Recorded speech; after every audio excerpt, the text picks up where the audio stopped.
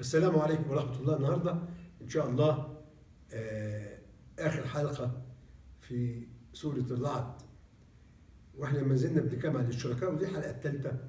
آياتنا النهاردة من الآية 32 إلى الآية 43، وإحنا وقفنا امبارح على إن ربنا بيوصف هؤلاء إن هم لن يؤمنوا أبدا، حتى ولو أن قرآنا سرت به الجبال أو قطعت به الأرض، كل ده مهما كان ما برضه لن يؤمنوا. احنا اتفقنا على كده، هم لا ينقصهم الآيات، هم بيجحدوا بآيات ربنا سبحانه وتعالى. نبتدي بقى النهارده الآية 32.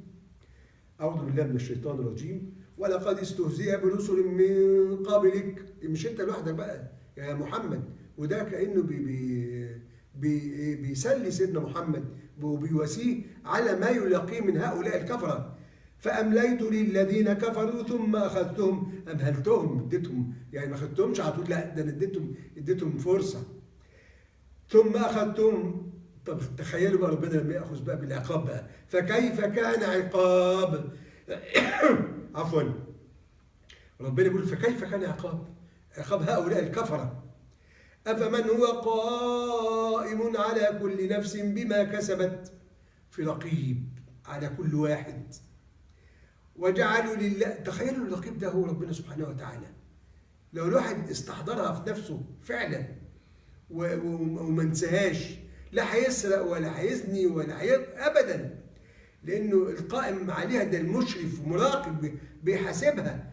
من هو الله سبحانه وتعالى. بالله عليكم بقى، زي ما بقول لكم، اللي يعرف هذه الرقابه الا يرتعد خوفا؟ وبعدين نبص نلاقي رغم هذا الرقابه برضه بيجعلوا لله شركاء. وجعلوا لله شركاء، ايه مين هم الشركاء دول؟ ربنا يقول عليهم نكره. قل سموهم، طب هم مين؟ ام تنبئونه بما لا يعلم في الارض. يا سلام بقى، يعني انتوا عندكم آلهة في الارض وربنا مش عارفها؟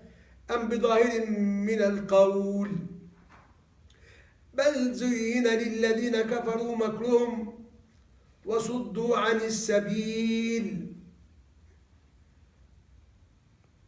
ومن يضلل الله فما له من هاد. يعني ربنا الهادي سبحانه وتعالى. وحتى كان بيقول للنبي عليه الصلاه والسلام انك لا تهدي من احببت، انما الرسول هو عباره عن ايه؟ دليل بيدلنا، يهدينا الى الصراط المستقيم. لهم عذاب في الحياه الدنيا، امال بقى في الاخره بقى شكلها ايه؟ فربنا يقول ايه؟ ولعذاب الاخره اشق، يعني اصعب. وما لهم من الله من واق، ما لهمش حافظ ولا عاصم.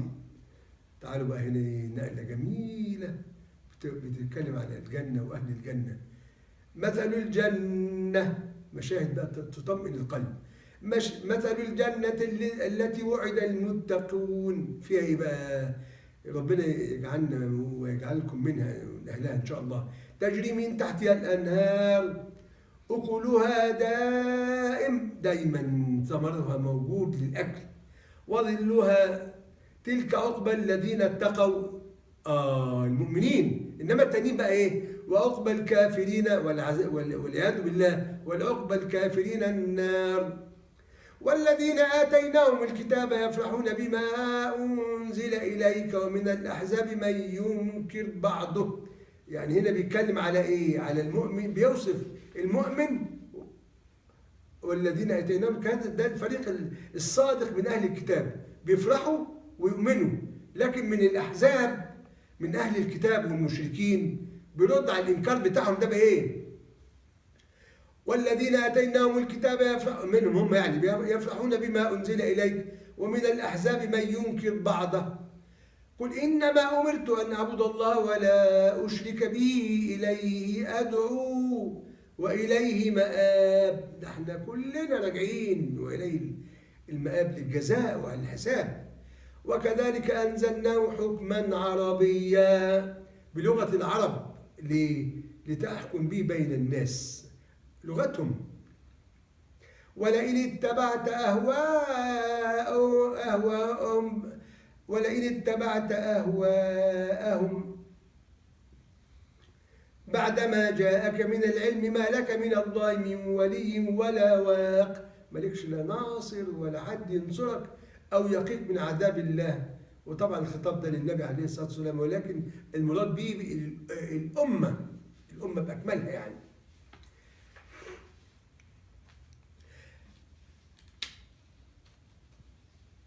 ولقد أرسلنا رسلا من قبلك، نوح وهود وصالح. ولقد أرسلنا رسلا من قبلك وجعلنا لهم أزواجا وذرية. رسلا من قبلك، وده رد على اللي بيعيبوا على النبي عليه الصلاة والسلام كثرة النساء، وقالوا إنه لو كان مرسل من عند ربنا كان انشغل بالدعوة وترك الدنيا وترك النساء. لا، هنا ربنا بيقول ايه؟ يعني ان هم اصلا كلهم كده اتجوزوا وخلفوا. ولقد ارسلنا رسلا من قبلك وجعلنا لهم ازواجا وذريه وما كان الرسول ان ياتي بايه الا باذن الله، لان الايات والمعجزات من اختصاص المولى سبحانه وتعالى. لكل اجل كتاب، وقت معلوم ومحدد. يمحو الله ما يشاء، يمحو يعني ينسخ، سواء من الشرائع والأحكام. يمحو الله من يشاء، يمحو الله ما يشاء ويثبت عنده أم الكتاب. عند أم الكتاب يعني أصل الكتاب اللي هو اللوح المحفوظ.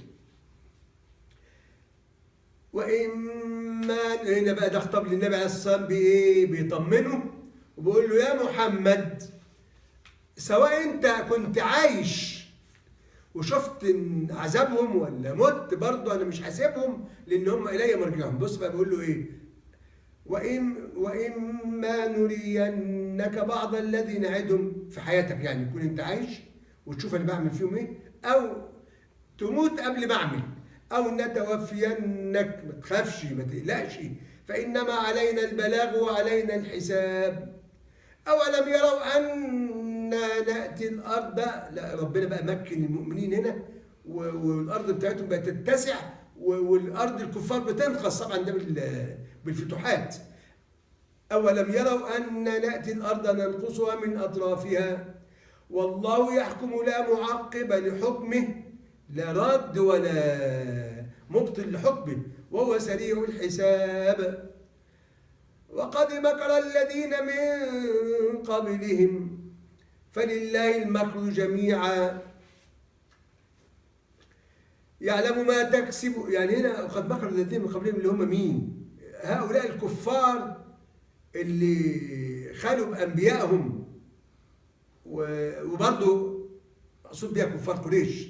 فلله المكر جميعا يعني لا يضر مكرهم، ويمكرون يمكر الله والله خير الماكرين. فهو يضل إليه، يصل إليه على العذاب من حيث لا يعلمون هم هؤلاء. ويعلم ربنا سبحانه وتعالى ما تكسب كل نفس سواء من خير أو من شر. وقد مكر الذين من قبلهم فلله المكر جميعا يعلم ما تكسب كل نفس وسيعلم الكفار لمن عقبى الدار، في الحساب أو في الآخرة. آخر آية بقى، ويقول الذين كفروا لست مرسلا. يوم بقى ربنا سبحانه وتعالى يكلل وضع الرسول صلى الله عليه وسلم بشهادته سبحانه وتعالى انه بيشهد له بانه هو الرسول. هم هيقولوا لست مرسلا، يوم ربنا يرد يقول ايه؟ قل كفى بالله شهيدا، هو ده كفايه عليا. قل كفى بالله شهيدا بيني وبينكم ومن عنده علم الكتاب. وبرضه دي شهاده المؤمنين من علماء اهل الكتاب. وبهذا تنتهي سوره الرعد، وان شاء الله لقاء قريب مع سوره ابراهيم. والسلام عليكم ورحمه الله وبركاته.